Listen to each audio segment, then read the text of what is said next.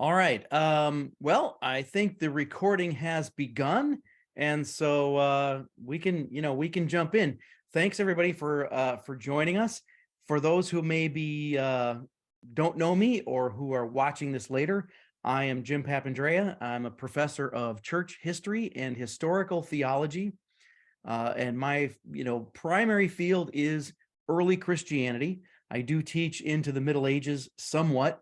Um, I usually say that my chronological turf is Jesus to Aquinas, and so that's pretty much what I cover. But my primary expertise is in the early church. Um, I I don't consider myself an apologist or even an evangelist. I consider myself a catechist, and so what I do is I teach people about what the early church was like. And when I say the early church, I'm talking primarily about the church as it existed before any of the permanent splits. And so I am really interested in the time when the church was still one. And if you know Ignatius of Antioch, he says, "I am a man set on unity." And so I am all about the unity of the church, and somewhat involved in ecumenical dialogue and things like that. So let's see. Full disclosure, I am Catholic. I'm a Catholic Christian. So when I say that, I mean Catholic is the adjective, Christian is the noun, right? And so the noun defines, the adjective describes. And so I'm a Christian first, but I am a Catholic Christian. But most of my students where I teach are Methodists or some other brand of sort of mainline Protestantism. One of the best things I get to do is take my students to Rome and show them around, show them earliest Christianity in Rome. And as I tell them, this is kind of like the trunk of the Christian family tree, the early church, and it belongs to all of us. It is all of our tradition, all of our history, all of our background, all of our legacy. It belongs to all of us. And so here we are. So we're going to talk. This is supposed to be kind of an open Q&A. So you guys can ask me anything you want. I'm going to make a few sort of introductory remarks, and then people can ask me things. Use the chat for questions. Sometimes if you use the hand raising function here on Zoom, I don't see it, or I can't tell if there's a lot of people with their hands raised or whatever. So best to use the chat for asking a question. And we'll see how it goes. But just by way of kind of getting us started, I want to say a couple of things.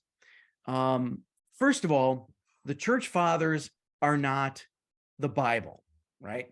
Now, you probably agree with that, and you're probably thinking, well, of course not.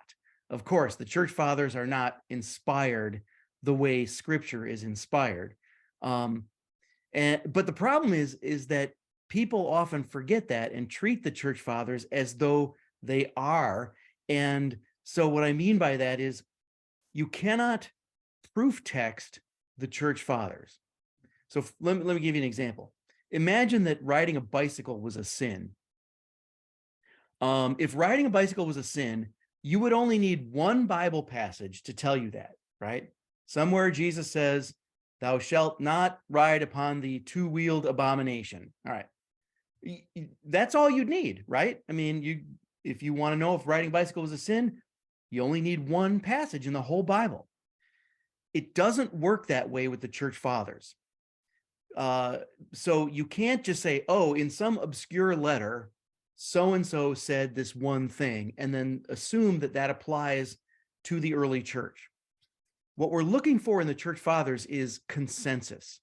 When the church fathers are in general agreement about something, then it becomes the tradition of the church.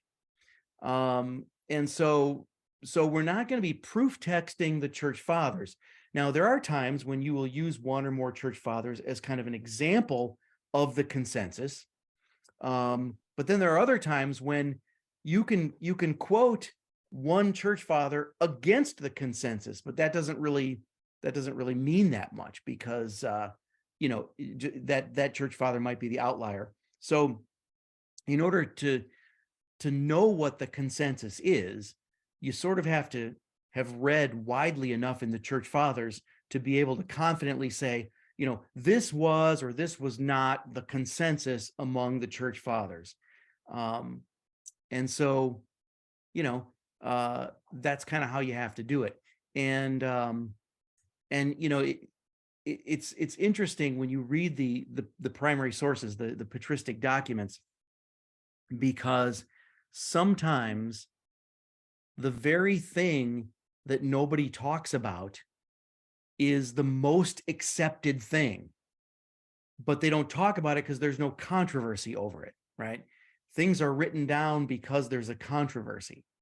So sometimes if you search the church fathers for something and you find that it's hard to find, sometimes the reason for that is because they all agreed on it, and they just don't bother writing about it because no one was questioning it. So you sort of have to know enough about the patristic era to know when that's happening. But anyway, so those are my kind of opening comments for now. And somebody sent me a list of questions like 2 minutes before 7, and I opened it and I saw that it was like 2 pages long, but I did not get a chance to print it. So I would rather just see what questions you have on your mind, and then we'll talk about, what the early church was like. So anyone want to kick it off with a question? I have a really quick question, Sure. and I apologize if this goes into the personal, but to give a little bit of a personal background, I grew up a Catholic. I was raised Catholic by my parents, but for some time I started delving and I became an agnostic. I get like throughout late middle school, early high school, I would then now classify myself as an atheist at some point, because I there was a point where I was very angry towards God, which is really ironic as an atheist because you're still acknowledging the existence of a God. But anyways, Yeah. I then accepted Christ, born again Christian, around my junior year of high school, and since then it's been a journey of reading scripture and visiting a handful of churches. One of them where I accepted Christ, which is the one where I currently go to, and it's a Pentecostal church, a Pentecostal evangelical church. And since rekindling my relationship with God, I've come across a lot of different groups of people that I wouldn't say, they don't demonize Catholics, right? But there's this sort of implicit undertone of, well, Catholics may quote unquote have it wrong. Again, Yeah. it's very informal, which is why I'm also saying it very informally too. Yeah. Yeah. But for example, one of the things that a lot of Protestant uh, denominations in general say, in contrary to what to contradict what the Catholics are saying, is oh, they believe in saints, so that automatically ignores God's commandment to not have any idols, right? Because you're adoring other idols, right? But personally, I've seen how, for example, the Mother Mary isn't necessarily an idol per se. Right.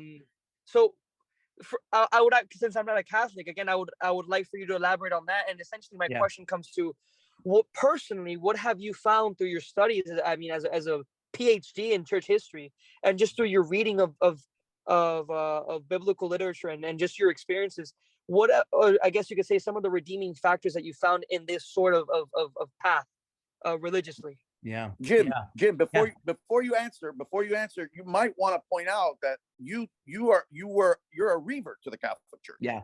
Yeah. I will. So, in some sense, you can never regret the crooked path because it makes you who you are, right? And my crooked path was a short version of the story: baptized Catholic, raised and confirmed Lutheran, ordained Methodist, and then I came back to the Catholic Church. And I can, answer questions about why more later. But I do want to get to your question about Mary and the saints, because it is a huge misunderstanding, and it was a misunderstanding that I held when I was a Protestant, that somehow devotion to Mary and the saints was a form of idolatry.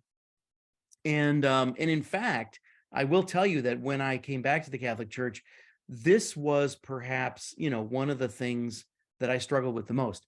And you know what it comes down to is it comes down to a person's understanding of what prayer is and what worship is, right?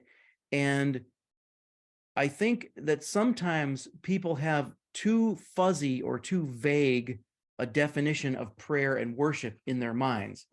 If you go to see a Shakespeare play, you will hear someone say, "I pray thee, please sell me a donut," right? Does that mean they're worshiping the donut vendor? No. Pray in that sense means to ask for something, right? So I can ask you for things, I can ask God for things. If I ask you for things, that doesn't mean I worship you. So there are forms of prayer in which Christians have historically talked to people who aren't God.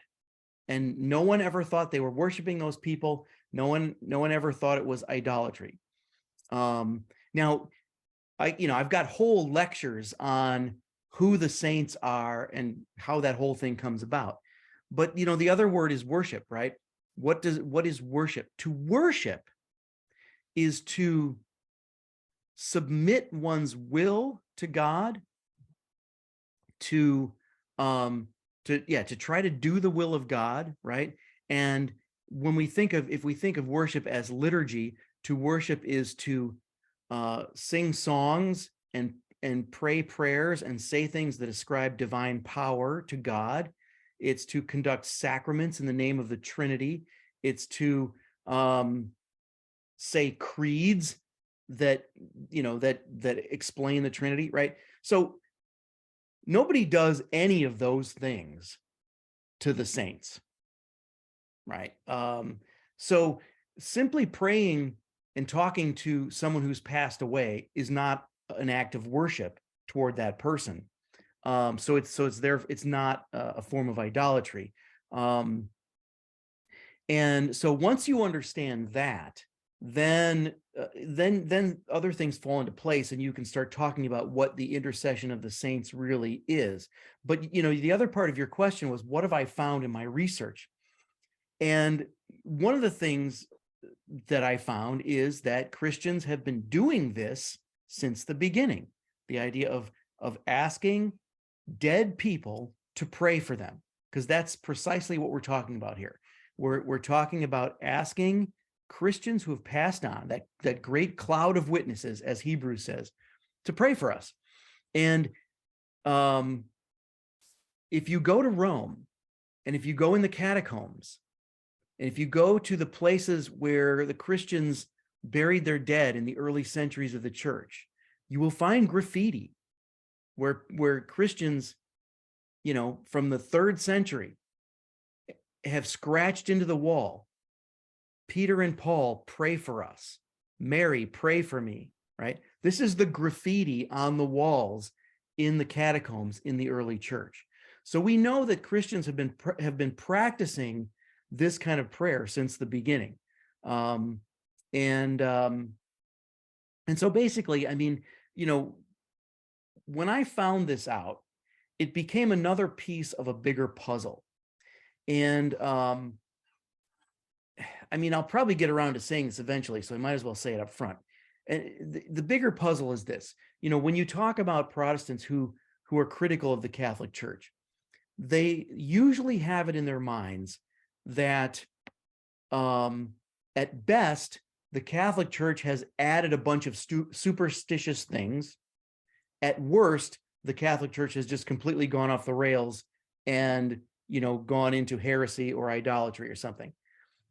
And so what you get then in many Protestant denominations, and this is exactly what I was taught coming up in the Lutheran Church, is the myth, and it is a myth, that the Protestant Reformation was all about getting back to some original pristine version of Christianity before the Catholics added things, or before the Catholic Church went off the rails.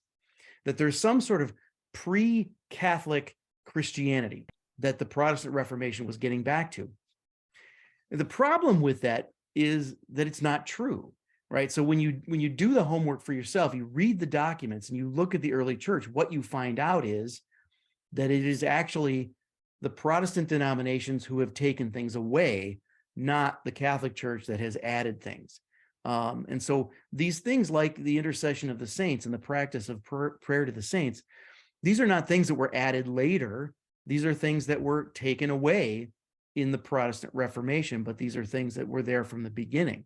So this is, this kind of realization that, there's no such thing as pre-Catholic Christianity. I mean, that's a huge revelation, and it was for me, and it was very instrumental in me coming back to the Catholic Church. So that's enough on that for now. What else? In chapter 8 of Ignatius of Antioch's letter to the Smyrnians, we see him mention, see that you all follow the bishop, even as Jesus Christ as the Father, and the presbytery as you would the apostles, and reverence the deacons. Well, I was wondering really if you could answer what exactly is the functional ecclesial difference between the presbytery, the bishop, and the deacons, according to first century Christianity. Yeah. Well, okay. So first thing you have to understand is the whole hierarchy of the church is simply an extension of the sort of master and disciple or apprenticeship model that Jesus himself started. So Jesus chooses disciples, and they chose their disciples, and on down through the line. And so by choosing one's disciples, one is choosing one's successors. Now, as long as the apostles are alive, they function as the sort of top tier of the hierarchy. So you have three levels of hierarchy. You have apostles, and then you have this middle thing, and then you have deacons. Now that middle thing, this is interesting. In the New Testament, and also in the Didache, if you know about that document, the words for priest and bishop are completely interchangeable. Now they're not exactly synonyms grammatically, but if you know anything about the Greek, so you might know that the word we translate bishop in Greek is episkopos, and let's see.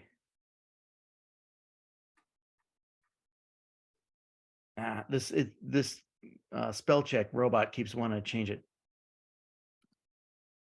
Presbyteros is the Greek word that we usually translate as either pastor, elder, or priest. Well, in the New Testament, these words are used interchangeably, and it basically just means what we would call a pastor, the presider of a house church. So as long as the apostles are alive, you've got this three-tier hierarchy: apostle, pastor, and deacon.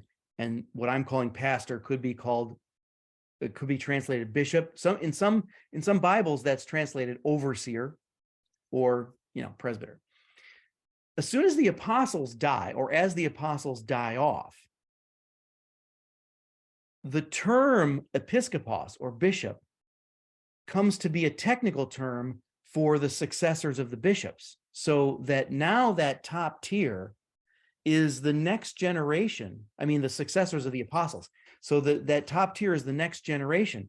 Your Timothys and so the successors of the apostles then become the first generation of bishops. And now, so basically, between the end of the New Testament, which is like 95 AD, and Ignatius of Antioch, which is like maybe 110 at the latest, in that amount of time, the term episkopos comes to be a technical term for the successors of the apostles. So now episkopos and presbyteros are used as two different things, and the word bishop comes to be a technical term. So now you still have a three-tier hierarchy, but now it's bishop, priest, presbyter, elder, whatever you want to call it, and deacon. And that's kind of how it plays out. But it's really interesting because if you read the letter of Clement of Rome to the Corinthians, he's writing at about the same time as the book of Revelation, so 95 AD. you can see he's right in that transition, because the word bishop is not yet a technical term for what he is. And yet he is a successor of the apostles. He's not one of the apostles. And so all he can do is try to go with the hierarchy of the temple and refer to himself as the high priest. So you can see that they kind of experimented with the concept of high priest as a title for that role, but it didn't stick. It didn't last. Instead, the term bishop got put there. But it looks like they were at least experimenting with the idea that, well, maybe we'll call our clergy high priest, priest, and Levite, or something like that. And you can kind of see a little bit of that even in Ignatius, but eventually it's bishop, priest, and deacon. And now, did I answer the question, or did I just give you a long intro to the answer? I can't remember. You answered the question. Okay. Another follow-up, which relates to this one. What exactly would be the functions? Is it solely like administrative that these different roles have in the church? In the early church? Right.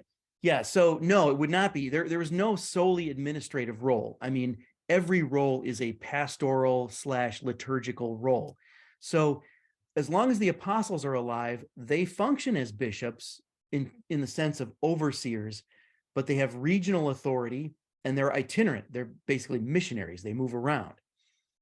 After the apostles are gone, the bishops aren't as itinerant. They're more localized, and they're not as regional. They're more overseers of a city, but they would still have their own house church, right? So in other words, even though Clement of Rome was the Bishop of Rome, St. Clement's church to this day is on the site where his house church was, or probably warehouse church.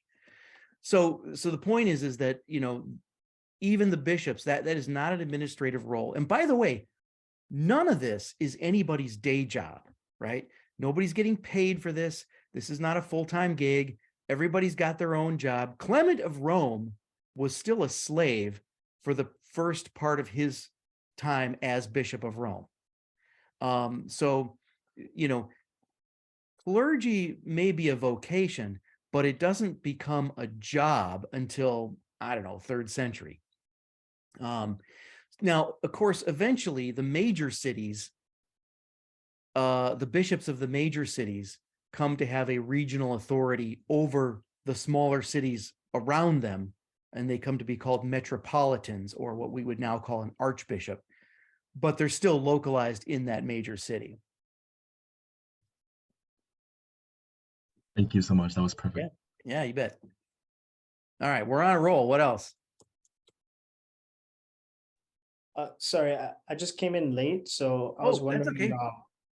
Hi, are we going through like that list that I emailed, or? No, actually, I was able to glance at the list briefly, but I did not get a chance to print it out, and I noticed that it's a couple pages long, and so I thought rather than try to go through the list, we would just take questions on the fly. And so that's what we're doing. You can certainly ask anything from that list, but I didn't really get to look at it in any detail. William is saying, want to confirm what I heard. Was there more to that, William? Did you say Clement was the Bishop of Rome while he was a slave? Yes, I did. Clement was the Bishop of Rome while he was a slave. This blows my students' minds, because my students all come into my class expecting me to say that, you know, the hierarchy of the church developed so that old, fat, bald, white, rich men could hold on to their money and their power. And it's like, no, man, I mean, it wasn't about that. There was no money, there was no power. And if you were a bishop in the early church, you might as well put your picture up in the post office, because you were public enemy number one. And so, yes, according to tradition, Clement of Rome was a slave in a Christian household, which I know sounds like an oxymoron, but slavery back in the day was very different from what you might have learned about, you know, slavery in you know, the colonies and more recently. So he would have been manumitted or freed on the death of the head of the household, his owner. But that didn't happen until later until I think he had already been Bishop of Rome for several years. Related to that question, one thing that was on the Google Doc was how important was the eco structure of early Christian homes to the assembly? And like ecos, I'm pretty sure from my understanding is like the Greek concept of like a household being like servants and like extended family. So Yeah. like how is that it's sort of- important to like, yeah, how is that important to like Christian assemblies at that time? And how did it make it different from like today's congregational experience? Yeah. Well, I think that's actually an important question because, again, there are a lot of myths out there about the early church, and I consider myself a myth buster, and one of the myths is, that the hierarchy of the church developed in imitation of the Roman political order or the Roman military or something like that. And that's not really true. The hierarchy of the church, if anything, kind of mirrors the family. So, in Roman culture, you have the family is thought of more in terms of the extended family. The patriarch or the head of an extended family is called the pater familias. And of course, my brain can do Latin, but my fingers can't. Pater familias. So the pater familias is the head of the extended household. And as long as he's alive, he pretty much owns everything, right? Even his adult sons don't really inherit anything from him until he passes away. And so he is the authority over the whole extended household. And of course, each individual household had its head of the household too. And even in pagan Roman culture, the male head of a household was seen as like the priest of the household cult for that home. So there's a sort of priesthood role for the head of a household. So why do we call priests father? Because in the early church, that's how they were seen. The presider of a house church was the father of that house church family. And the bishop of that city was the family father, the pater familias of that city. And so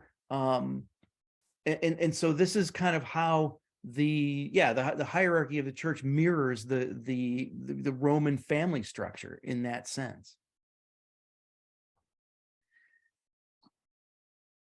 To follow up with that, what I was one thing that I had in mind was that like since it was house churches, like there's much more it was much more neighborly. Do you think like I don't know, do you have anything to add about that, about the influence that maybe like house churches would have had on their neighbors, or like how the neighbors would have been involved, or like how that kind of ties in with the family structure? Yeah, that's an interesting question. And I think there's two sides of a coin here. On the one hand, if you want to talk about how and why the church grew so fast and so large so quickly, like how did evangelism happen in the early church? The answer is regular everyday Christians converted the Roman Empire one neighbor at a time. They loved their neighbor into the church, and they did it even sometimes at the risk of their own lives. Because I don't know if you know this, but do you know how you can tell in the ancient world when a plague is coming? When you see your doctor pack his bags and leave town, that's when you know a plague is coming, right? What did the Christians do? They ministered to the sick, even at the risk of their own lives. So in that sense, the idea of the Christian mission as loving your neighbor was really important. On the other hand, this is not the case where people would go to their neighbor and say, hey, y'all should come to church. No, church was something for the baptized. Church was something for the initiated, right? If you if you wanted to become a Christian, see here, I read this once in an article, so I'm not claiming credit for it, but it's so true. Somebody once said the early church was not seeker sensitive. The early church was not a seeker church, right? Here, if you walk up to a pastor and say, I want to join your church, that pastor is going to like have you signing the books before you can like turn around and change your mind. In the early church, if you say you want to join the church, they're going to say to you, well, hold on there now. You may think you want to join the church, but let's talk about what you'll be committing to. Let's talk about the catechism you're going to go through to learn how to live as a Christian before we'll baptize you. Because once you're baptized, then you'll be expected to live up to the moral expectations of the church. And that may be a huge change from what you're used to. So it was not easy to join the church. They didn't make it easy, right? But they did love their neighbors. And they did, of course, during times of persecution, publicly give their lives for the faith, which made the Romans say, whoa, these people actually believe there's life after death, that there's something bigger than life worth dying for, right? And that in itself made people start asking questions and ultimately join the church. So yeah, so it's a paradox, a little bit of a paradox there. So sorry, go ahead. I just want to clarify something really quickly. Sure. So would it be accurate to say that for the early church, being a part of the church is not merely a profession of faith, but also a discipline? Yeah, absolutely. Because when you are baptized, you are voluntarily entering into what's called the discipline of the church. Now, think back to 1 Corinthians chapter 5. There's some guy is sleeping with his stepmother or something, and what does Paul say? He's got to be excommunicated. What does excommunication mean? It means to be excluded from communion. It means someone has to go to this guy and say, Bob, you are not welcome at the table of the Eucharist until you change your life, right? Now, that doesn't mean, I don't mean to imply like a kind of Amish shunning or that he's disowned or that nobody can talk to him, but it does mean that he's not welcome at the Eucharist. And if he decides to repent, then he'll have to go through a process to be reconciled to the table of the Eucharist. And that process is overseen by the bishop, right? And so yeah, I mean, they're very serious. And again, what does Paul say a few chapters later in chapter 11 of 1 Corinthians, right? When he's criticizing the Corinthians for disrespecting the sacrament of the Eucharist and their fellow Christians, he says, this is why some of you are sick and some have even died, because you're taking the Eucharist in an unworthy manner. Now, we could talk for an hour about what unworthy means in that context, but the point is that the church is not doing you any favors if it lets you remain in the church and also in habitual lifestyle sin, right? Because that's going to work against you. So there's definitely a sense in which that, there are these very high moral expectations for being in the church. And if you said you wanted to join the church and they said, great, okay, so, you're going to spend a year, 2 years, 3 years in catechism. You know what you're going to learn in that catechism? Not doctrine. I mean, you'll learn the Lord's Prayer and you'll learn the creed and you'll learn a few things, but this is not about, well, you better understand the Trinity before you can get baptized.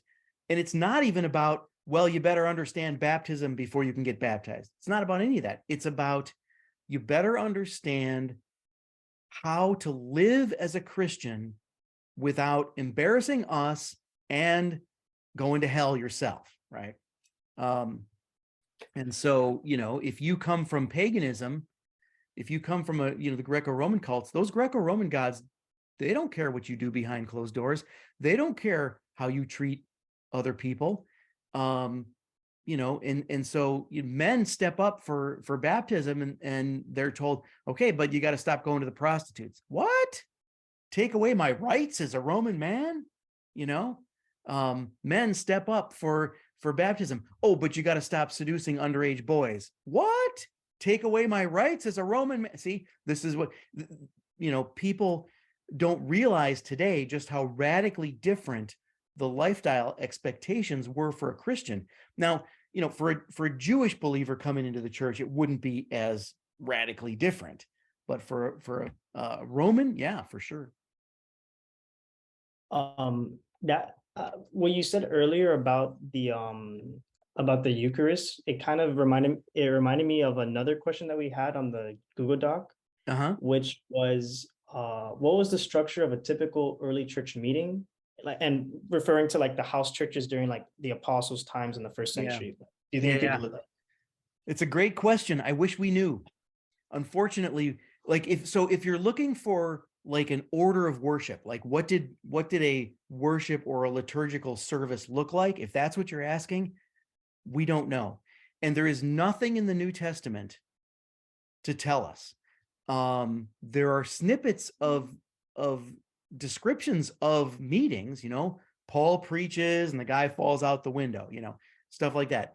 But there's nothing in the New Testament to tell us what worship was like, unless maybe the book of Revelation has some stuff in it that reflects early Christian worship. But the problem with that is we don't know whether the book of Revelation is describing actual worship but projecting it into heaven, or whether the book of Revelation is describing heavenly worship and then the Christians said, hey, let's do that in our services too. We don't know, chicken and egg, right?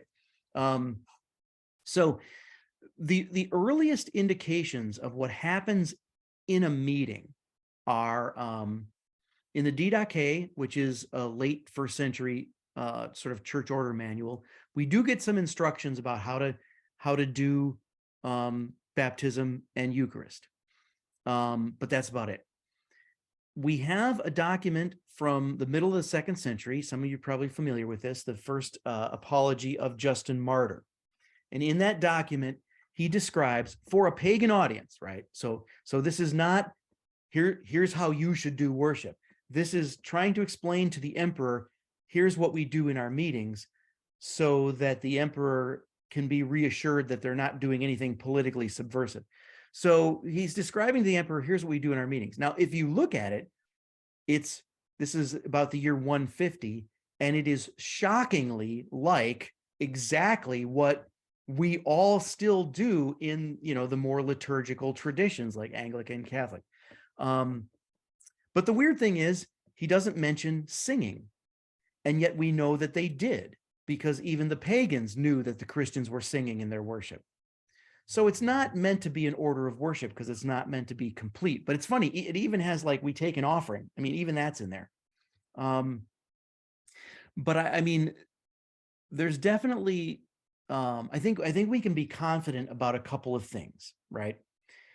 The centerpiece of Christian worship was the Eucharist. Now, you probably are aware, and you can see this in the New Testament, this starts out as a part of a meal, an evening meal. And, Jesus sort of starts the whole thing at the Last Supper. He tells his disciples that this is not a one-off. You're supposed to keep doing this. And so they keep doing it in the context of a meal. But eventually it gets separated out from the meal, and the ritual or the rite, R-I-T-E, of the Eucharist becomes a morning sacrament, and the evening meal keeps going and then eventually sort of evolves into, the first soup kitchens. But the point is that by the time of Justin Martyr, when he describes that liturgy, he says it's taking place on Sunday.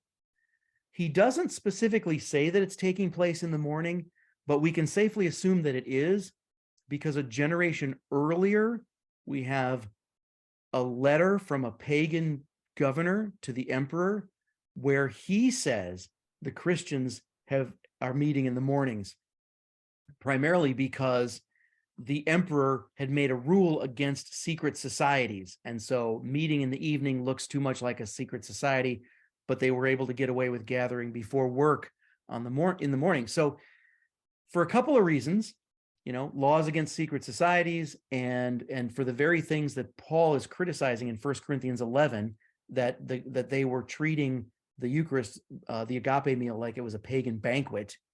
For those reasons, the sacrament gets separated out from the meal and is moved to the morning. So we know that happened relatively early, and we know that.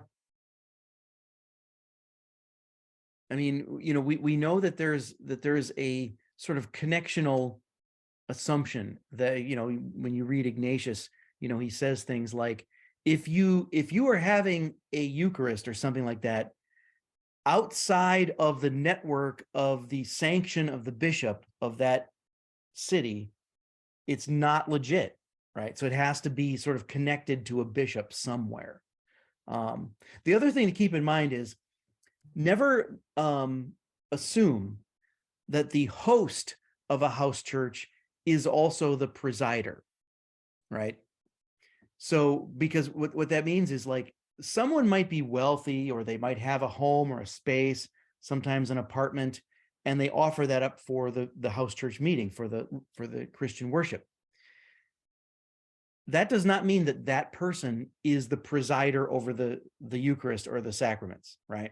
So you will sometimes hear people say, oh, well, we know there was a house church at Lydia's house, so there obviously were, female presiders. Sorry, but no. There may have been a house church at Lydia's house, but Lydia was not the presider. Lydia was not the priest.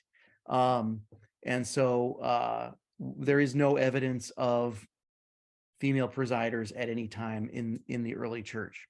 So for what that's worth. I see Lucas is asking, would they eat only bread and wine or have Eucharist with the evening meal? Well, yeah, at first it was part of a meal. And it's interesting because in some of the earliest documents, when it talks about the Eucharist, it says, there's bread and there's wine and there's cheese and there's olives and there's fish. And you're like, wait a minute, right? But it doesn't mean that the cheese, olives, and fish were consecrated elements. It just means that it was being done in the context of the meal. But eventually it gets separated from the meal so that the meal doesn't overshadow the sacrament, right? How did the concept of ecumenical councils being infallible come into belief of the early Christians? Oh yeah, that's okay. Ecumenical councils being infallible. I'm not sure that anyone really thinks ecumenical councils are infallible. I don't think that's the right way to talk about it, but let me explain. You can have a regional council. You can say, let's get all the bishops of Spain together and talk about things. And you can make decisions and come to conclusions. But when you do that, your decisions and conclusions are only binding on Spain because you only invited the bishops of Spain. And, they did that. Once we have a Christian emperor, and it's possible to have a council where every bishop in the world is invited. That's what ecumenical means, worldwide. The whole household of faith, the universal church. Now you come to the Council of Nicaea, the year is 325. Every Christian bishop in the world was invited. Now, they didn't all come, but that's on them, because the fact that they were all invited means that whatever decisions they make at the council are binding on worldwide Christianity, right? So that's what it means for a council to be ecumenical. I wouldn't say the councils are infallible, though, because there have been some ecumenical councils where, for example, a bishop of Rome has said, you know, we accept everything except point number 5 or whatever it is, you know, so the bishops of Rome sort of claim line item veto on the canons of even ecumenical councils. So basically, an ecumenical council is authoritative in hindsight because, you know, it was convened, all the bishops of the world were invited. It is meant to be binding on the whole church, and there you go. But it doesn't necessarily mean that every little thing they say and do at an ecumenical council is automatically infallible. It's a little more complicated than that. Jim, Yeah. I want to point something out. I want to point something out to the group here that is relevant. Jim's doctoral work is, of course, in early church history, which would entail a great deal of background knowledge, of course, on the Roman Empire.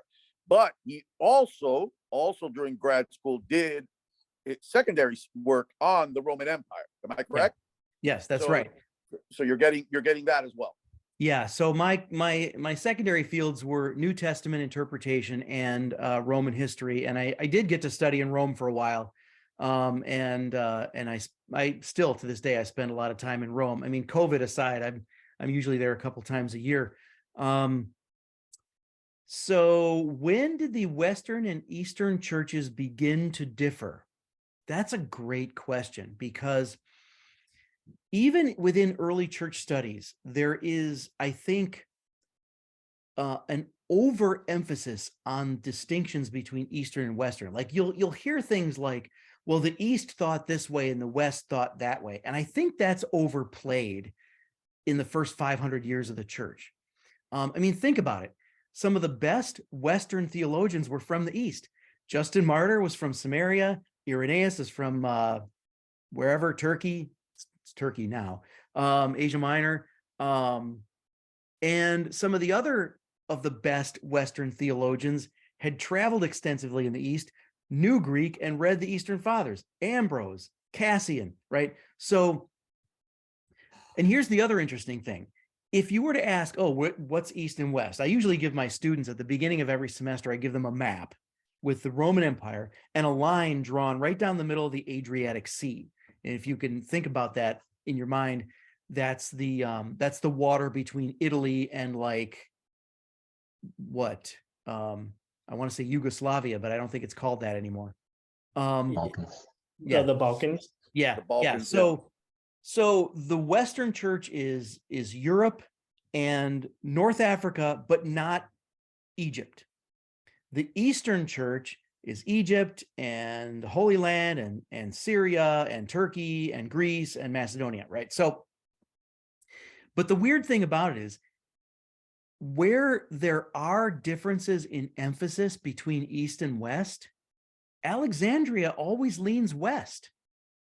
And so even though it's considered an Eastern metropolitan, it tends to lean toward the West in terms of things like biblical interpretation and, you know, Trinitarian emphases and stuff like that. So I just think the whole East-West thing is overplayed. Now, it's a fair question, though. When did they begin to differ? Well, there's no one answer to that, because if you look at the reasons for the split in 1054, there's a whole list of reasons, and each one of them has a different sort of starting time, right? I mean, the Western Church starts shifting to Latin in the 3rd century, right? I mean, that's a big deal, because when you get to the 5th century, now they almost can't talk to each other. And a big part of the controversy at the time of the Council of Chalcedon was because it was lost in translation. It was people talking past each other.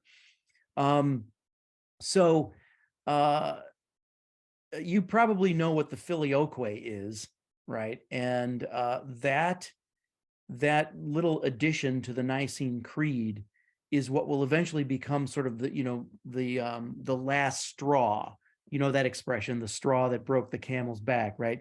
In Italian, it's the drop that broke the jug, which doesn't make any sense because a drop of water doesn't break a jug. But anyway, so there's a whole list of things that contribute to the split in 1054, and you can track it from the 3rd century on right up until, until 1054. So it's pretty complicated.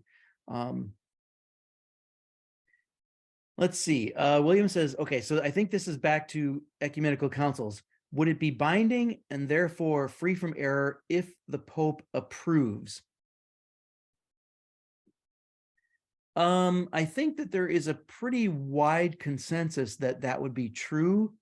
But now we're getting into the area of papal authority, right? Which is an issue on its own. And so, for example, if someone doesn't buy into the idea of papal authority, then they're not going to care whether the Pope approves of, one of the canons of the of a council. So, for example, at the Council of Constantinople in 381, one of the canons of that council made the Metropolitan of Constantinople the 2nd most important see after Rome. Now, you'd think the Pope would love that because it acknowledges that Rome is the number 1 see. But no, the Pope at the time rejected it because Constantinople should not have moved up to 2nd place. Constantinople was the newcomer. I mean, by rights, Alexandria should have been the Rome of the East. But at any rate, all the problems that went on in the East and all the controversies, made it really impossible to designate a particular main Eastern patriarchate. But the point is that the Council of Constantinople declared the 2nd most important metropolitan to be Constantinople, and the Pope said no to that. Now, do you think the bishops of Constantinople cared that the Pope said no to that line item in the canons of Constantinople? No, they didn't care. They just went about their business. So, so it, it's a little bit maybe asking too much to be looking for these kinds of sort of rules of inerrancy in in councils and papal pronouncements. I mean, don't get me wrong, they're considered authoritative, but it's never that simple, That reminds me of a big section of the document that we wrote was about the papacy and bishopry. And I'm not sure which question to ask because it kind of like overlaps. But one big thing was, when did the primacy of the Bishop of Rome begin? Was Peter really the Bishop of Rome? And also, did the Byzantine Empire have anything to do with the primacy of the Roman bishop? So yeah. that was a lot. I don't know if you can. Yeah. Well, it is a lot, but that's okay. I mean, it's really an important question. What you have to remember is what's behind if you can call it a doctrine of papal primacy, what's behind that is the doctrine of apostolic succession. So I kind of first have to say a couple things about apostolic succession. I suppose people do define it differently nowadays, or they've defined it in different ways now. But did you ever take a New Testament class where your professor said, now, before the New Testament was ever written down, there was an oral tradition. And there's a sense that at the beginning, there's an oral tradition, right? Okay, well, how do you think that happened? Sitting around a campfire? No. The oral tradition was passed down through apostolic succession. And the way I always like to describe it is, when I go into the Kung Fu school to train, right, there are pictures, a row of pictures on the wall. And my Sifu, my instructor, can point to one and say, that was my teacher. And then he can point to the next one and say, that was his teacher, and that was his teacher, and that was his teacher, all the way back to a drawing of the founder of that style of Kung Fu, right? That's apostolic succession. That's what it is. It's knowing that the teachings have been passed down from generation to generation in a way and with a reverence that prevents them from being corrupted, hopefully, right? So you can trust what your bishop is teaching because he learned it from his bishop, who learned it from his bishop all the way back to the apostles and to Jesus. Okay, so with that as the background, right? I mean, no one can deny that Peter was the leader of the apostles, right? I mean, this is the guy who preaches the first Christian sermon in the book of Acts. This is the guy whom Jesus says, you will strengthen your brothers. This is the guy whom Jesus says, I'm giving you the keys of the kingdom. Now, Peter then, I guess, includes all the apostles, but the point is that, Peter, there's no denying Peter is the leader of the apostles. Now, by all rights, Peter should have been the bishop of Jerusalem, and Jerusalem should have been the mother church, the headquarters of the worldwide church. It should have been Jerusalem. Why wasn't it? Well, because war was coming, because 70 AD was coming, and the destruction of the sack of Jerusalem, the destruction of the temple. The Christians barely got out alive because 135 was coming, and the second fall of Jerusalem when the Romans kicked all the Jews out and made it a pagan city, right? So for all those reasons, God, I believe in providence. God said, yeah, that's not going to work out. So we're going to have to move the headquarters of the church somewhere else. Where are you going to move it? How about the headquarters of the empire? How about the capital of the known world, right? So Peter ends up in Rome. Rome becomes the headquarters of the church.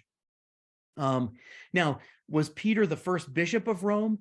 Well, yes, in the sense that he was the first apostle.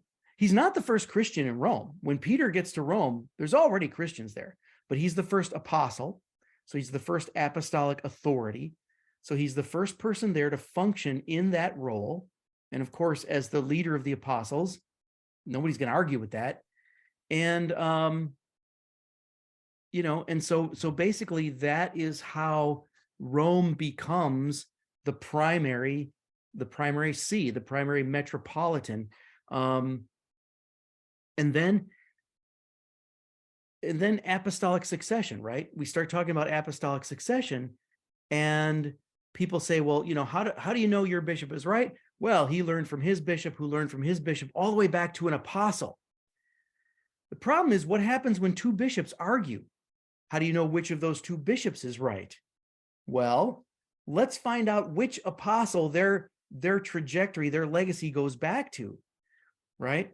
If one of them traces his legacy back to Thaddeus, and the other one traces his legacy back to Peter, who wins?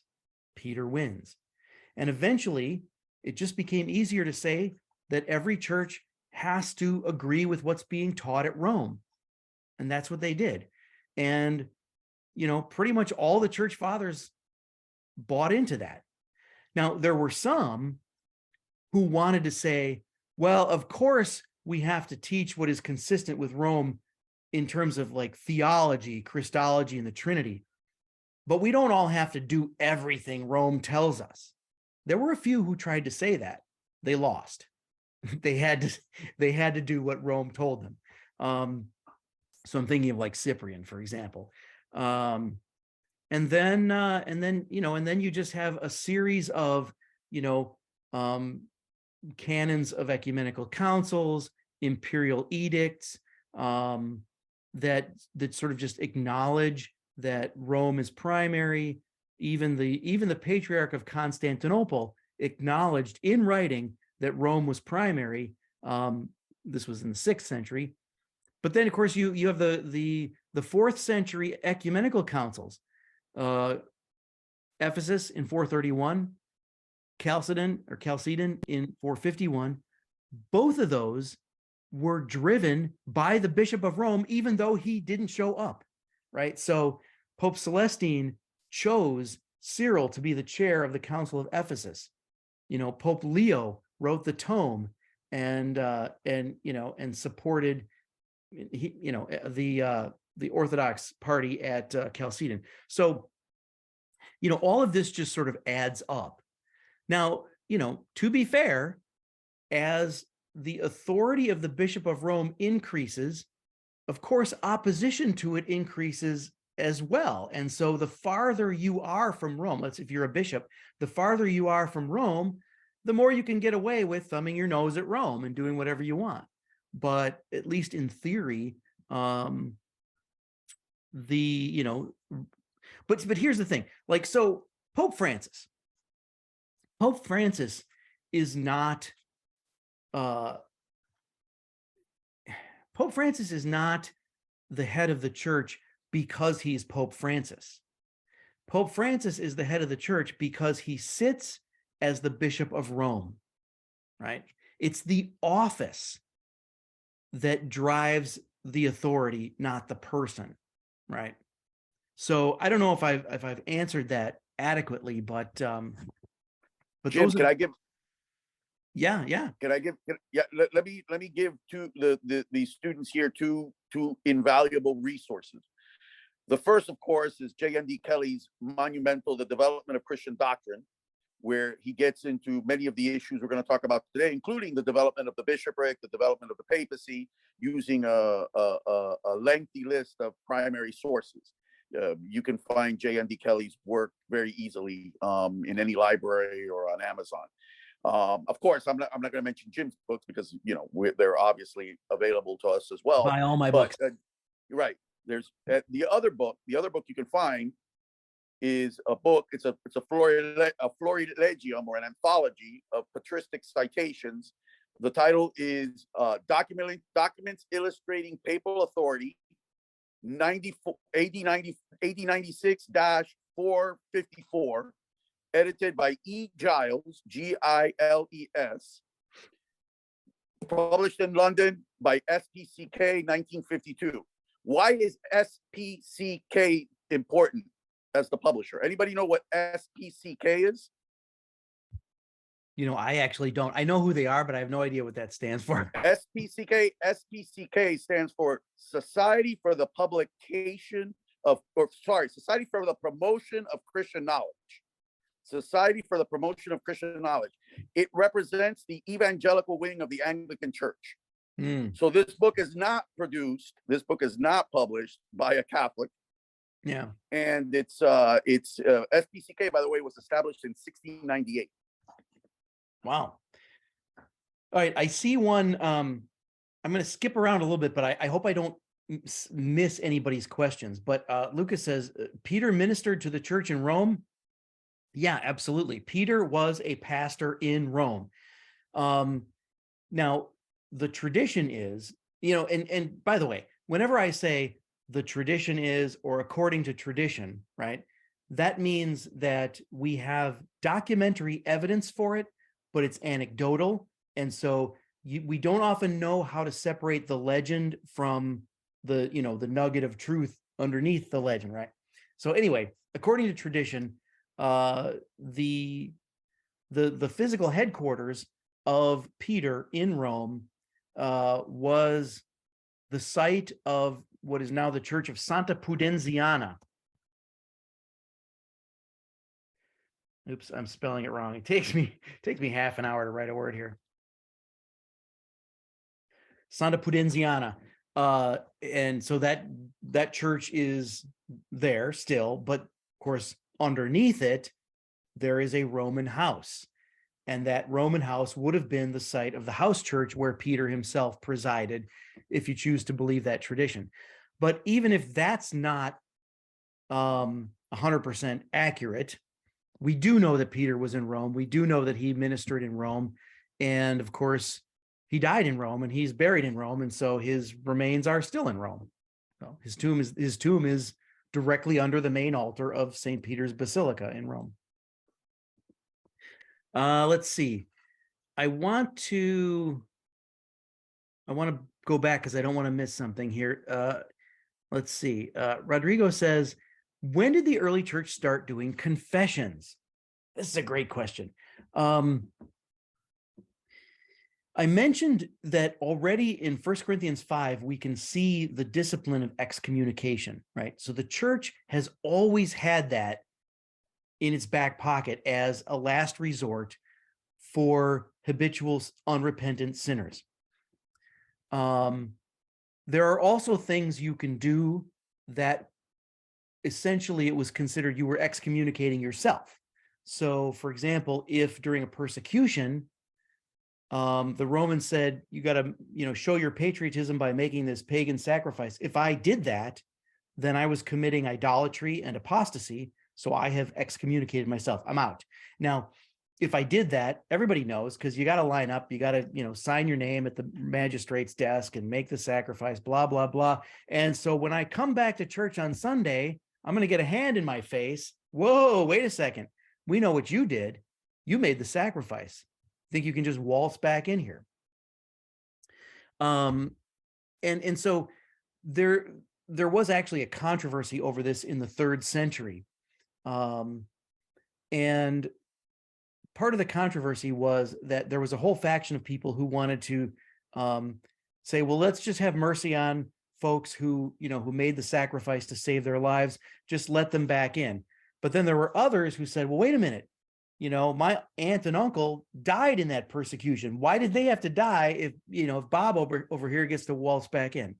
And so the controversy was over, there have to be some consequences to these serious sins, but we don't want to kick people out forever.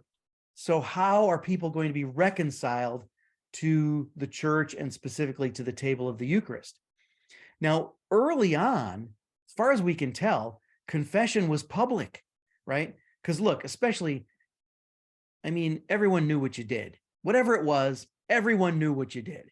So if you were, considered, on the outs at the table, how do you get back in? You stand up in front of the church and you tell everybody what they already know. I did this thing. You repent publicly, and the bishop lays hands on you to reconcile you, right? So that's the reconciliation. Through the controversy in the 3rd century, the sacrament of confession becomes more standardized. And by this time, the Celtic priests were experimenting with what they called penitential books, which was like a spreadsheet. If he does this sin, give him this penance, right? Now, we think that's kind of legalistic, but actually it's meant to prevent favoritism, right? Because you can't have a situation where your best friend comes in and gets an easier penance than your enemy for the same sin, right? So, okay. So they sort of combined this idea of, the penitentials with what was already going on in the church, to begin to standardize or formalize this idea of confession. Eventually, the idea of private confession comes in. And I don't know, I don't think anybody knows exactly when or exactly why. We can only speculate that it's because as people more and more perceived that sin was private, they more and more were looking for a private confession. But it's really interesting because in the middle of that controversy in the 3rd century, people who had made the sacrifice to save their lives were going to the prisons to beg forgiveness from the people who were basically on death row because they refused to make the sacrifice. So here are these people in prison who stood firm, confessed the faith. They're called confessors because they confessed the faith at the risk of their lives. Now, some guy who made the sacrifice goes to them to beg their forgiveness. And they started offering forgiveness. And then the person goes back to the church and says, well, so-and-so in prison told me I'm forgiven. And the priest has to say, whoa, wait a second, And so there was a big mess, and they had to sort of formalize or standardize the sacrament. But it's really interesting how the confessors in prison became like the first spiritual directors, the first, and so to be a confessor in prison, that's where the word confessor comes from. First, it means someone who confessed their faith at the risk of their own lives. Then it comes to mean someone to whom you confess your sins, right? but the meaning shifts. So anyway, it's a complicated history, but it's already happening, you know, in the 2nd and 3rd centuries. I have one question. So Papias Hierapolis, in the fragments that we have, he talks about John the disciple and the elders and John the presbyter. Yeah. And Eusebius is the first one to go ahead and say that these are different people, like John the elder, John the presbyter. How much evidence do we have for Eusebius's thesis that these are distinct people? Yeah. Yeah, that's an interesting question, because I've done some work on the book of Revelation. And so this comes up because, you know, the book of Revelation is by John. Well, which John, right?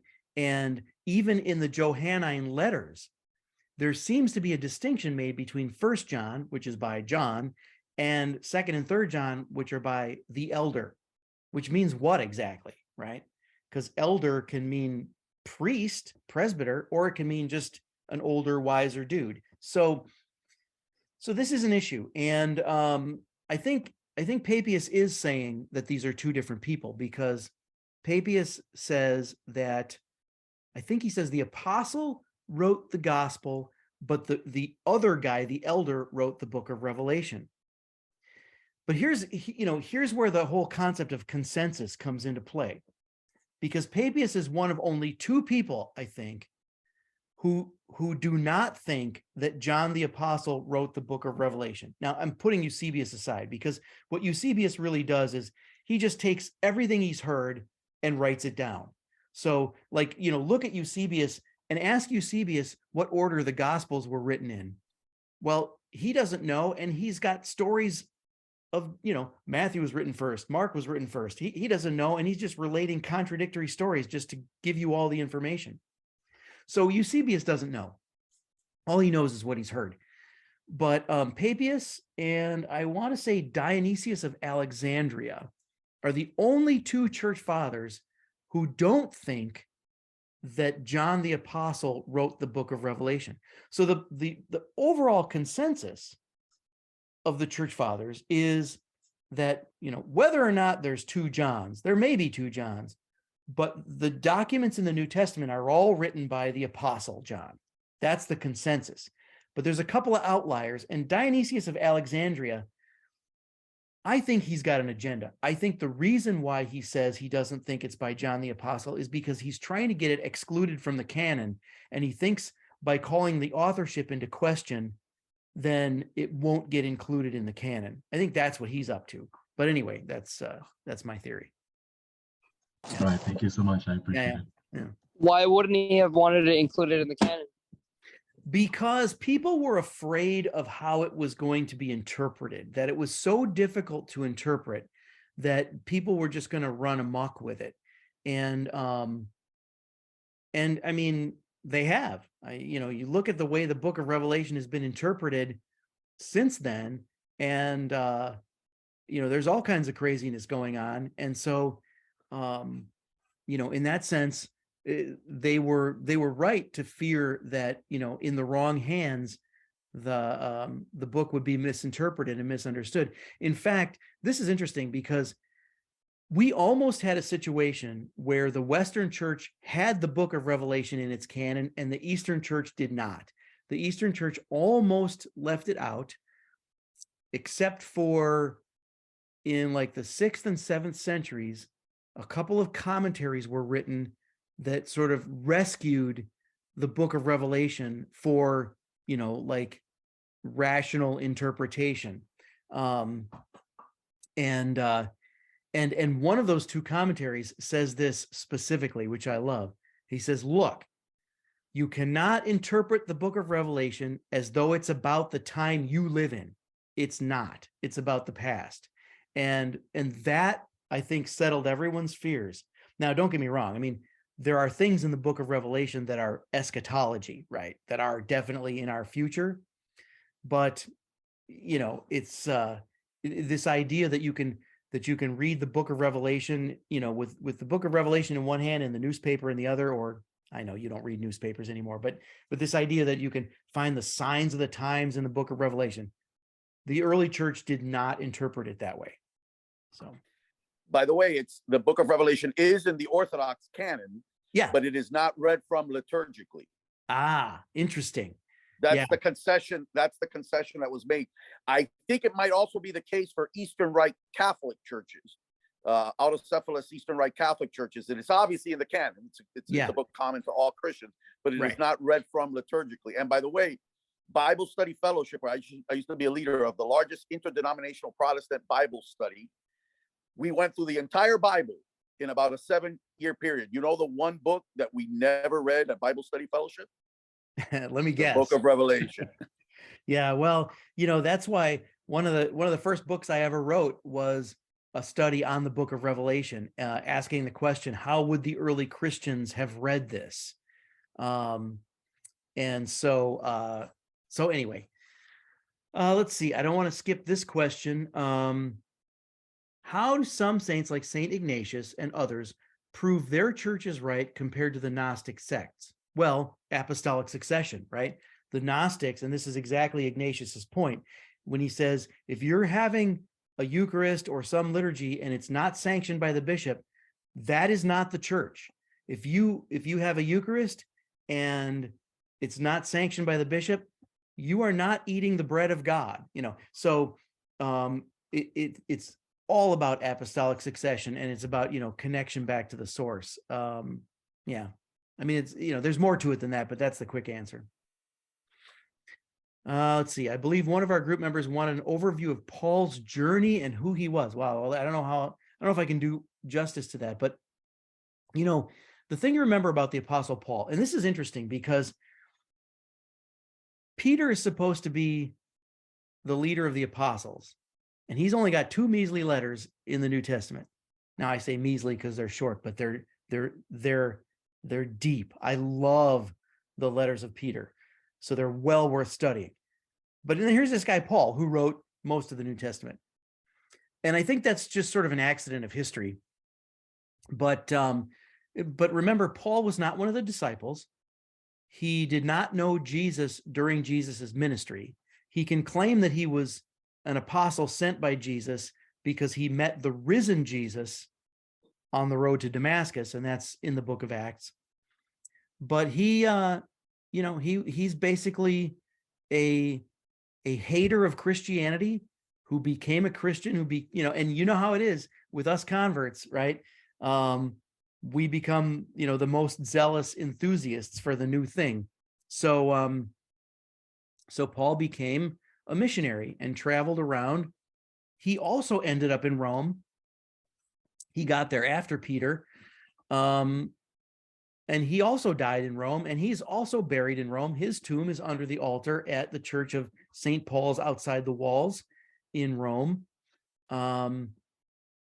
But he was trained as a Pharisee, and so he was raised and trained to be an expert in Hebrew law, and so he thought that what the Christian movement was doing was a heresy, until he understood it, and then he embraced it as the fulfillment of Judaism, and then he became one of the most important early missionaries of the church. So, yeah, I mean, if you have specific questions about Paul, you can ask. But the book of the book of Acts is really interesting because this book is written by Luke, who was Paul's right-hand man, right? And you can literally see in the book of Acts when Paul and Luke are together, Luke writes, and then we went here and we did this and we got on the boat. And then you can see other times in the book of Acts when he's telling you what he's learned later, but he wasn't there. And it's really fascinating. I mean, Luke, we think of him as a doctor or a physician, and he probably was, but he's actually a very good historian. It's very interesting. Don't underestimate Luke as a historian. Let's see. Any early church writing in regards to Hinduism and how Thomas and his disciples converted India? I don't know of any early Christian writings that deal directly with Hinduism. India Now, yes, there is a tradition that the Apostle Thomas went to India. There is also another Thomas who went to India as a missionary. India seems to be, though, primarily converted by that wing of non-Chalcedonian Christianity that split off from the main church at the Council of Chalcedon in 451, that those who had followed this guy Nestorius, so the Nestorians, which now we know them as the Church of the East.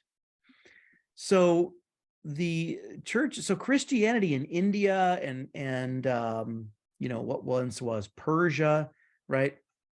These places tend to lean toward that kind of Christology because, since they split from the church after the Council of Chalcedon and they were considered heretics at the time, they are not anymore, but they were considered heretics at the time. They found it convenient to leave and go outside of the Roman Empire. So they tended to go to places like India and Persia and stuff. But I haven't really studied that part of the story of the church, so I don't know too much about it. All Christians in Kerala, which was supposedly where St. Thomas was martyred, call themselves Martoma Christians.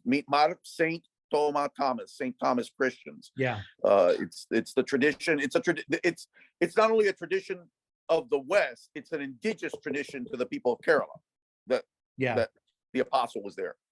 Yeah, that's sort of the ground zero for Christianity there. Mm-hmm. Yeah. I wanted to take the discussion to a more doctrinal Sure. point, because we had a few doctrinal questions that we had on the document. Yeah. One thing that I really am interested in is, what did the early church believe about the afterlife? Did we instantly go to heaven and hell? Was there soul sleep? Was purgatory as we understand it now a concept then? Could you just give like an overview on all that? Sure. Yeah, this is a great question. Okay, so let me see. So first of all, the Christian understanding of the afterlife is the doctrine of the resurrection. So the first thing to keep in mind is that any kind of Gnostic or docetic, hyper-Platonic vision of the afterlife as a disembodied existence, that is right out. As a human being, you are made up of a body and a soul. Now, here's an example of someplace where there's not a consensus in the early church. Some church fathers thought the human person has two parts, body and soul. Other church fathers thought the human person has three parts, body, soul, and spirit, separating soul and spirit into two different things, like animal soul, and rational soul. But if you want to think of it as kind of like body, life force, and mind, or something like that. Anyway, think of it that way. But the point is that your body is actually an essential part of who you are as a person. So you cannot think of a whole person without a body. Now I like upload as much as the next guy, but that is impossible according to the Christian understanding. You cannot take your consciousness, upload it into a computer, and live forever. Or altered carbon. You can't take your consciousness and put it in a different body. Or here's the Hindu connection. You cannot be reincarnated, right? So the way this works in the Christian understanding is that our hope as Christians is resurrection. Now, having said that, resurrection doesn't happen immediately at death. So a person dies, and there is this in-between time until the end times, and the resurrection, the general resurrection, is one of the sort of items on the docket for the end. So that's coming. So what is the state of a person then in between personal death and the general resurrection? Well, a couple of things. First of all, it is not soul sleep, right? The early church did not believe in that. You are conscious. And the proof of that is because the saints can hear your prayers. So there's that. The saints, their relics, their remains, relics is just from the Latin word meaning remains. Their relics are in their graves. Their souls, spirits are with Christ. And so the separation of body and spirit is temporary. Mhm. It's a human being intention, but not meant to be that way. So now, a person might die and wait thousands of years for that reunion of body and soul, but no matter, they are meant to be reunited. In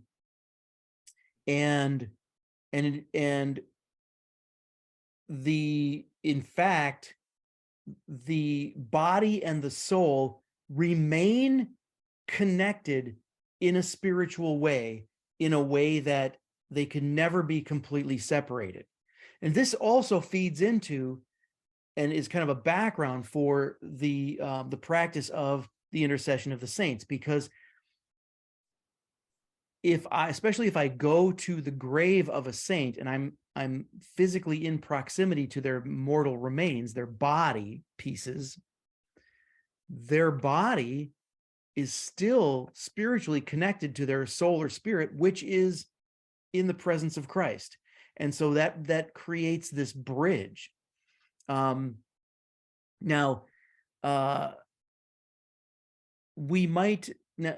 people who die now, right? They are conscious. They are not like unconscious and then they wake up at the resurrection.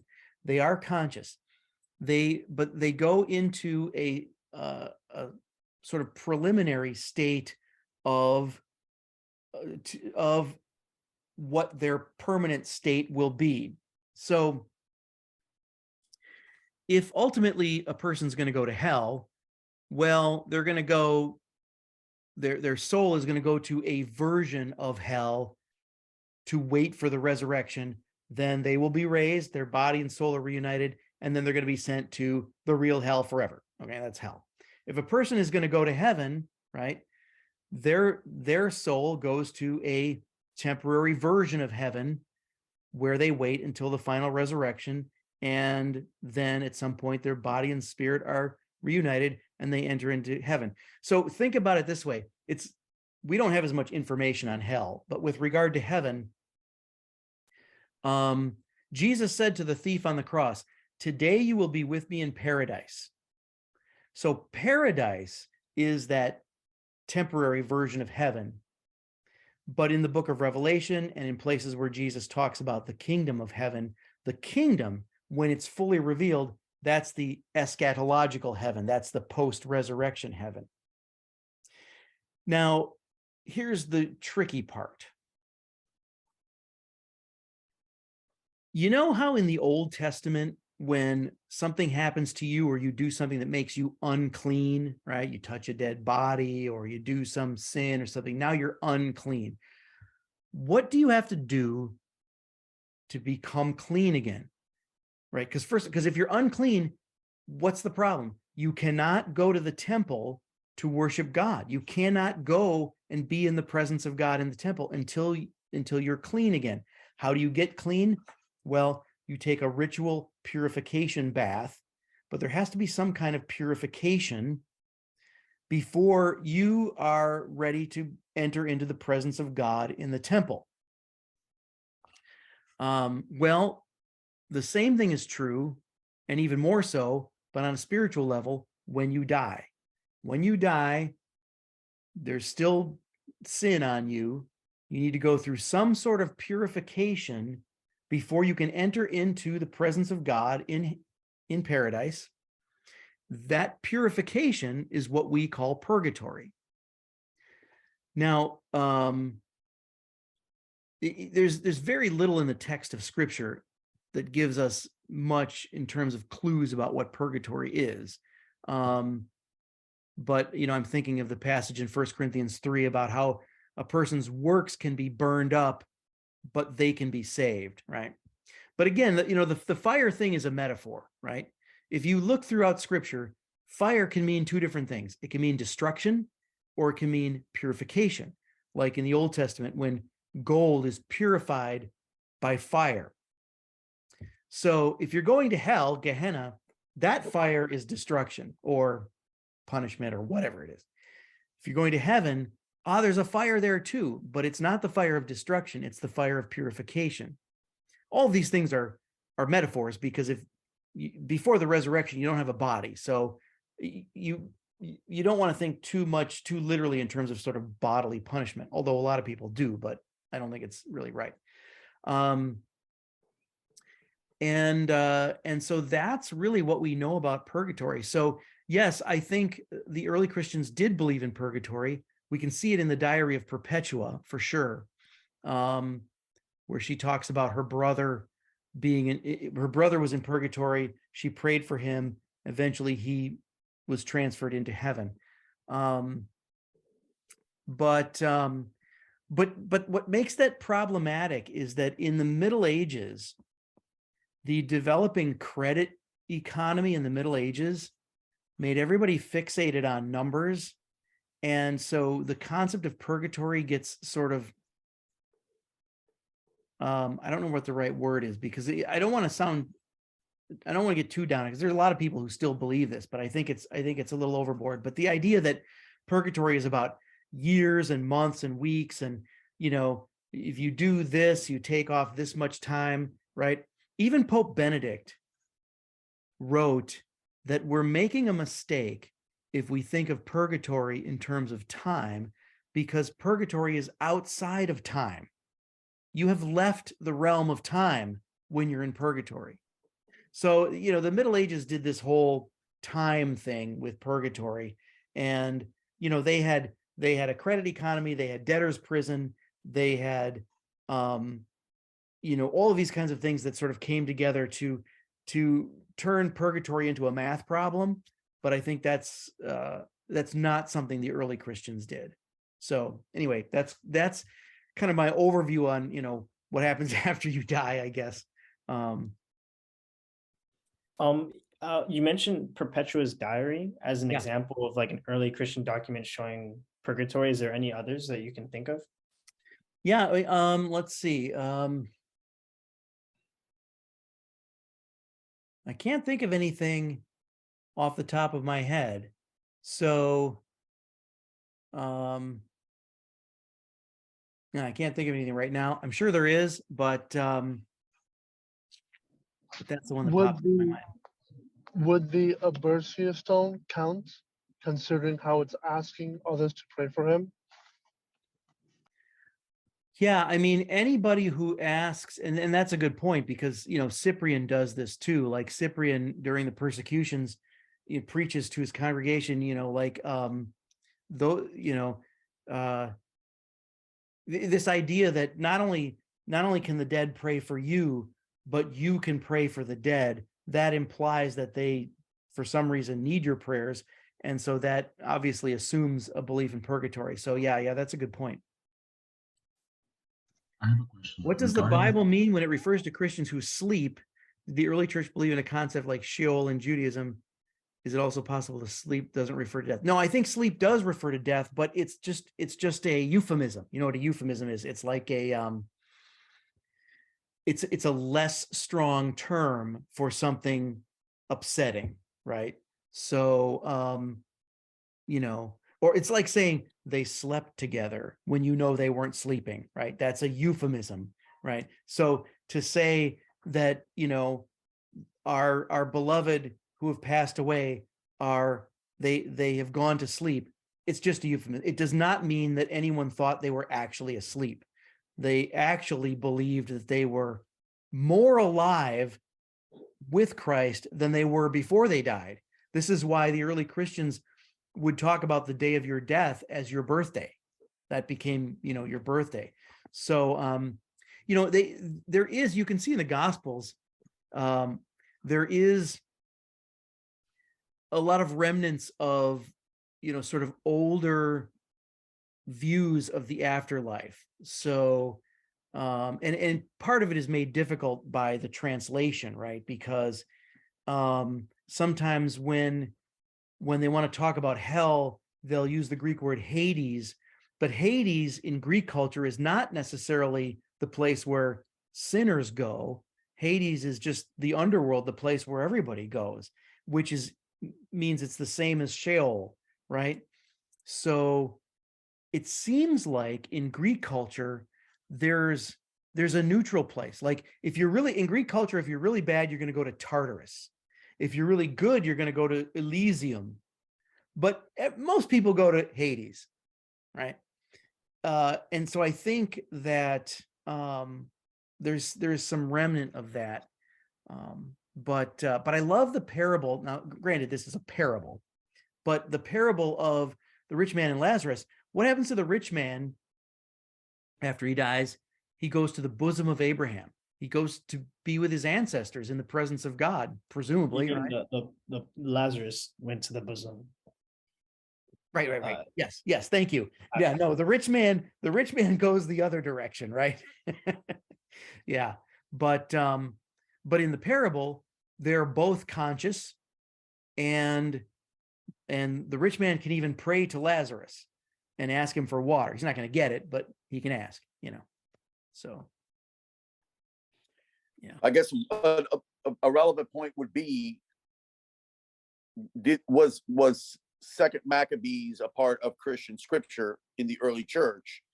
And if it was, then of course there you have scriptural witness for something like prayers for the dead and their efficacy. And that's right. So that's right, absolutely. And the Maccabees, the books of the Maccabees absolutely would have been in the Bible of the early Christians. They would have been in the Bible of Jesus and the apostles. One of the latest videos I just did was, did Jesus quote from the Deuterocanon or the Apocrypha? And yes, he did. I mean, it's hard to see a verbatim quote because of translations and things like that, but it's clear that Jesus is referring to books like Tobit and Wisdom and stuff. And so you can see he's reading these texts. These are part of the Septuagint. They're part of his Bible. They're part of the Bible of the apostles. So yeah, the Maccabees has that story about the 7 brothers who are martyred, and there's prayer for the dead. And there's also the bit where Jeremiah comes back and prays for the living. Jeremiah, who's been long dead, is praying for the living, right? So yeah, so that's in there. Yeah, and I think patristic commentary on that would be also relevant. So if you guys want to look into that, IVP, InterVarsity Press, has some good patristic commentaries, a series on patristic commentaries of both the Old and New Testament. That is an excellent series. In fact, I have it on my shelf, but I can't remember. Does it include Maccabees? It doesn't include the Apocrypha and Deuterocanon, but there are references to it, like cross references. Yeah, right. So in the way some Protestant Bibles took the books out, but forgot to take the cross references out. Yeah. Well, what blew my mind when I looked into this is Jesus promotes this idea that we call the golden rule. Do unto others what you would have them do unto you. And then he says, that is the law and the prophets. But where does that come from in the Old Testament? Tobit, Judith, I think, or if not Judith, maybe Wisdom. I don't know. It comes from 2 places. They're both in the Deuterocanon. That golden rule is nowhere in the Old Testament except in the Deuterocanon. And Jesus quotes it and says, this is the law and the prophets. So, yeah. Well, I mean, he said the law and prophets proceeds out of this, right? Well, right. But the point is that he's referring to it as a part of the law and prophets, and it's not in the Old Testament except in the Deuterocanon. Yeah. Well, it looks like we kind of talked a lot about that. I think maybe we should talk about another doctrinal question that had been pretty contentious in our group, which is about Mariology. And I would just like to, if you can give like a historical background on how that developed, Not just like also not just how if what early Christians believed on it, but like also how it, came to be. Yeah, yeah. Well, it's hard to see development in things that were always there sometimes. And this may be one of those cases where, because there's no controversy over it, it was just accepted. No one had a problem with it. And so there aren't a lot of writings about it. Here's the thing. So, we have this doctrine of the Immaculate Conception, right? And to be clear about what that is, that's not about Jesus's conception. This is about Mary's conception. The doctrine of the Immaculate Conception basically says that Mary was conceived under miraculous circumstances. Now, it's not a virgin birth. Her father participated, but she was conceived under miraculous circumstances. And the end result of that is that she was born without original sin. And therefore, she had no original sin. And in fact, she had no personal sin. She never sinned. So what often happens is people look at that and they say, well, this doctrine of the Immaculate Conception, I can't find that in the early church. And in fact, it was only defined as a Catholic dogma 1950? No, I mean 1950? Yeah. 1950? Yeah, but relatively recently. So people wonder, well, where is that in the early church? But here's where you got to ask, okay, what's behind that, right? What's behind that? The important thing here is that Mary was without sin. Now, if you ask me, where, do we see in the early church the belief that Mary was completely sinless? The answer is a resounding yes. All of the church fathers assumed that Mary was sinless, not just before Jesus's conception, but after as well. There's one strain, although there is not consensus on this, but there's one strain that trajectory of thought that believed that Mary felt no pain in childbirth when she gave birth to Jesus. And their rationale was, well, because pain in childbirth is the result of sin, go back to Genesis, therefore Mary felt no pain in childbirth. But there was not a consensus on that. There were other church fathers who said, no, she had a regular birth, she felt pain. So that's not necessarily a teaching of the church. But the point is that they all agreed that she had no sin. No church father ever said that Mary sinned, because they all assume that when the angel comes to Mary at the Annunciation, this is in Luke 2, right? Luke chapter 2. The angel comes, and what does he say? He says, "Hail, full of grace." Now, I know that some of your Bibles translate that as "Hail, favored one," but it actually says, so the angel is sort of using this phrase "full of grace" as an address. Hail, hello, hi, howdy, you who are full of grace, right? What does it mean to be full of grace? Any of you come from traditions that believe in entire sanctification? Well, there it is. That's how the church fathers interpreted this idea of Mary being full of grace. She was entirely sanctified. And, there's a sense that she had to be in order to bear in her womb the Son of God. You might be familiar with, this thing that Irenaeus and other church fathers do that we sometimes call typology, right? And he gets this from St. Paul. Paul says, there was this guy, Adam, he sinned. Christ comes along and he's the second Adam. And he didn't sin. And not only that, he reversed sin. So the second Adam fixes what the first Adam broke. Well, guess what? From at least the 2nd century, if not earlier, the church fathers were all saying Mary is the second Eve. Mary fixes what Eve broke, right? Where Eve said no to God by disobeying God, Mary says yes to God. They went farther. They said, so just like the Old Testament has Eve, New Testament has Mary. They went farther. They said the Old Testament has the Ark of the Covenant. The New Testament has Mary.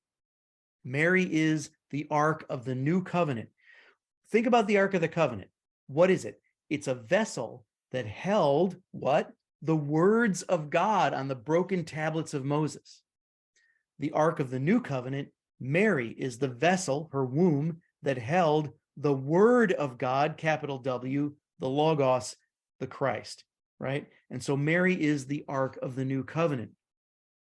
And that is a way of saying that she is the pure vessel who held the Son of God in her womb. And then you can track through the church fathers. They all assume that Mary was sinless.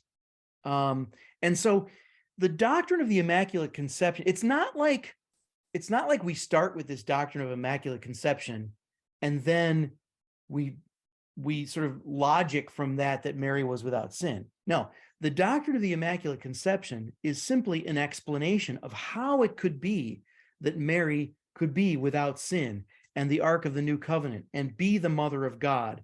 And how could she be incorrupt and assumed after her death? And all of this. So the doctrine explains what the church has historically believed. And I mean, you can see going all the way back to the 2nd century that, the Christians believed that Mary was born under miraculous circumstances, that she was without sin. And by the 3rd century, well, put it this way, the oldest prayer to Mary that is extant, that we have, is from the 3rd century. So already by the 3rd century, there is a standardized prayer to Mary that people say. Of course, the Hail Mary comes in later. That's not as old, but that comes later. But yeah, it's just always assumed that Mary was without sin, and that she in fact never sinned. Now, that does not mean she didn't need a savior. It just means that Christ was her savior sort of proactively through God's foreknowledge. Yeah. Does that make sense? Does that help with that at all? Yeah, and if you could elaborate on the which church fathers talked about the typology that you mentioned, like her being the Ark of the Covenant. Yeah, Irenaeus of Lyon pops into my mind. He's the one who says, the knot that Eve tied was untied by Mary. So we have this title for Mary, who she is Mary, untier of knots, but it's in others as well. I mean, I'm not, I don't have chapter and verse popping into my head, but it's pretty standard. And it's in Jim's book, so. Yeah.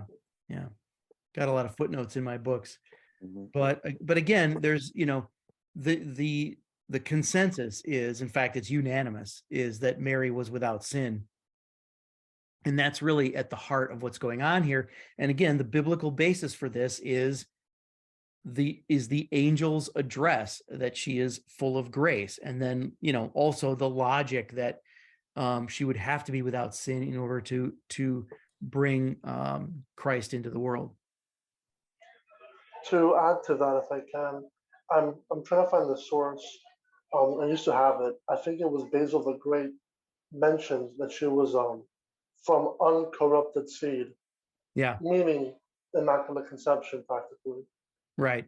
Exactly. That's exactly what that is, because uncorrupted seed, right? So there was seed. It's not a virgin birth, but uncorrupted, right? So no original sin. Yeah. And he's an Easterner. Yeah. Yeah, that's right. Well, I mean, I was thinking that maybe I should be the one to cut things off, because it's getting kind of late and I wasn't sure like how we were going to structure that in. But anybody have any are there any questions? You guys want to have a period of discussion amongst yourselves? I mean, you guys are running the show. You guys decide. We can always do this again too if you want to. Yeah, exactly. But yeah, if we go for a few more minutes and that's fine with me. But I know that there were a couple of questions about we covered the liturgy, we covered church discipline. I know Julissa had a particular interest in the issue of head coverings, that practice in the early church. Yeah, I mean, that's just a Roman thing, you know. If Mhm. I mean, when Paul says they have to have their heads covered, he just simply means they should be wearing a veil for the sake of modesty. You know, in Roman culture, a woman doesn't go out without a veil because they might mistake her for a prostitute, you know. So it's kind of that simple.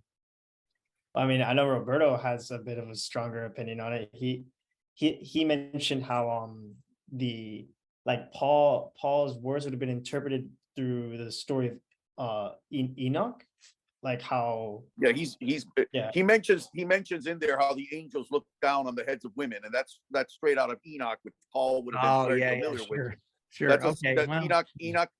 No, which is not to say what Jim is saying is not right. yeah. It's Yeah. absolutely right. It's a both and, absolutely yes. right Yeah. that this is something. This is a practice. There were only two kinds of women who went around with their heads uncovered in the Right. ancient world, basically pagan priestesses and prostitutes, and often they were one and the same. So, you know, Yeah. Jim's absolutely Yeah. right.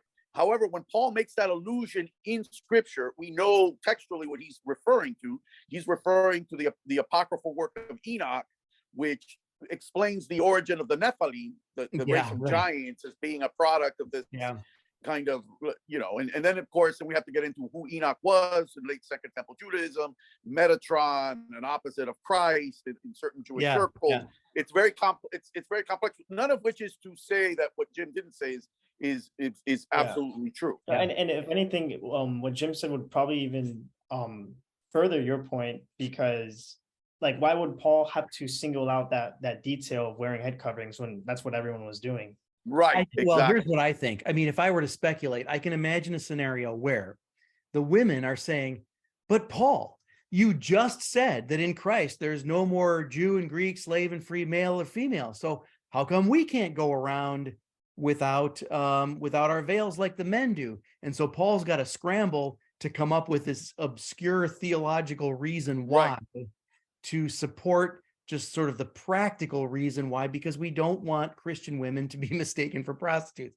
But you know, the priesthood thing is important too, because you mentioned that you know it could also be a pagan priestess walking around without a veil. Right. So and here's one of the reasons why men are not allowed to have their heads covered, because male pagan priests did wear hoods.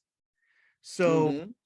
you know, so this whole thing could be, let's make sure nobody mistakes a Christian for a pagan priest or priestess. I don't know, but we're speculating. But And that's when I see Paul talking about church order, it's almost like the inverse of what you would get in these pagan cults, right? yeah, sure, Female right. priests, female priestesses with their heads uncovered, male priests with their heads covered, disorderly worship, you know, kind of speaking in tongues with no one there to interpret, ecstatic mumblings, rumblings. It's Yeah. almost like Paul wants to create for his little baby Gentile Christians the mirror image of what they were coming out of. Yeah, or at least just make a real hard distinction. You know, Right. That's not us. We're not them. That's not us. We Right. need to be different, and we need to be like recognizably different. Yeah. Absolutely. Yeah, good points. Hey, thanks for watching. Well, you know the drill. Subscribe, notifications, blah, blah, blah. But if you liked this video, please share it. And if you want more, consider getting one or more of my books. Or better yet, join me and the original church community on locals.com. There you can comment and interact with the rest of us. I hope to see you there.